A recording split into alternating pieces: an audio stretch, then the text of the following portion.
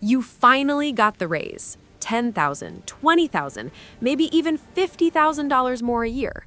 You thought this was the moment the stress would end. You thought the money fight with your partner would finally stop.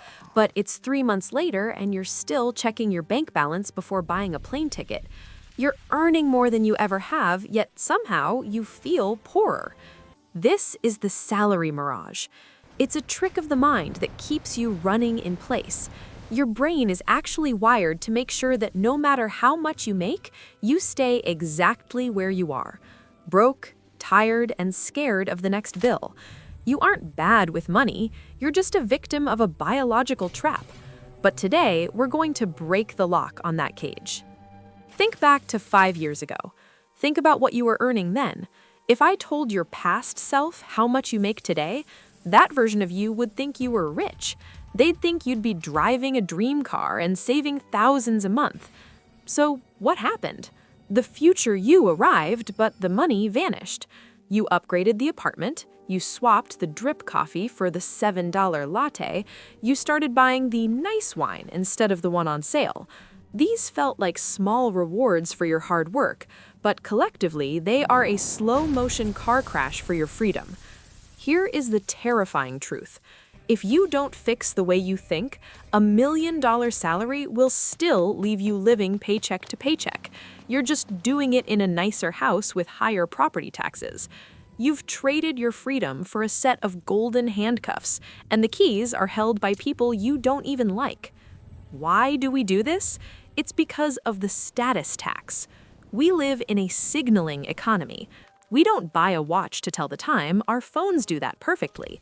We buy a watch so our boss, our neighbors, and that guy from high school know we aren't failing. Every time you get a raise, society sends you an invisible bill. It says, since you make this much now, you should live in this neighborhood. You should drive this brand of SUV. This is a tax you choose to pay to prove your worth to strangers. But here's the kicker. Nobody is actually looking at you. They're too busy wondering if you're looking at them. We're all spending money we don't have, to buy things we don't need, to impress people who don't care. It's a race where the only prize is a heart attack at 55 and a mountain of debt. Now, let's look inside your head.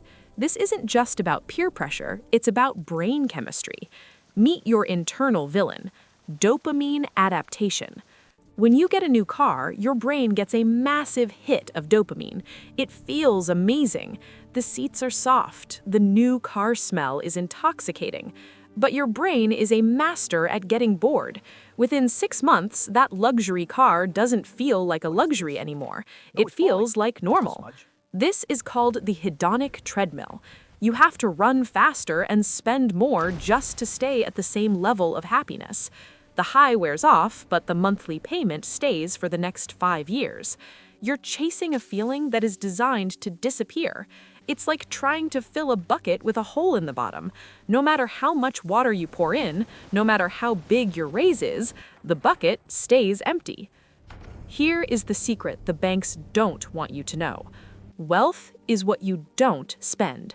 Most people think being rich means having a big house and a fast car. That's not wealth, that's spending. Wealth is the money in the bank that hasn't been turned into stuff yet. Wealth is the silence of a paid-off life. Wealth is the ability to wake up on a Tuesday and decide you aren't going to work today because you don't have to. If you have a Porsche but you're terrified of losing your job, you aren't rich, you're just a high-end servant. True wealth is optionality. It's the power to say no. No to a bad boss, no to a soul-crushing project, no to the status tax. So, how do we fix this? How do we stop the mirage? You have to hard cap your lifestyle. Decide right now what enough looks like. Pick a number. Maybe it's the lifestyle you have today. Write it down. From this moment on, that is your cost of living. When the next raise comes, and it will, you apply the ghost raise rule. You kill 80% of that raise immediately. If you get a $1,000 a month bump, you set up an automatic transfer for $800 to go straight into an investment account or a debt payment. You never see it. You never touch it. To your brain, that money doesn't exist. It's a ghost. You keep the other 20% to have some fun. Buy the better coffee, go to a nice dinner, reward yourself. But by automating the 80%, you prevent your brain from needing the new money. You grow your freedom while your neighbors only grow their credit card debt. The goal isn't to be a miser, the goal is to be free. Every dollar you save isn't a dollar you missed out on spending, it's a soldier working for you. Eventually, you'll have an army of these soldiers earning money while you sleep. That's when the mirage ends and real life begins. Stop trying to look rich. Start trying to be rich. Because at the end of the day, the only person you need to impress is the person looking back at you in the mirror. And that person doesn't care about your car brand. They care about your peace of mind. What is one luxury you bought after a raise that you now realize was just a status tax?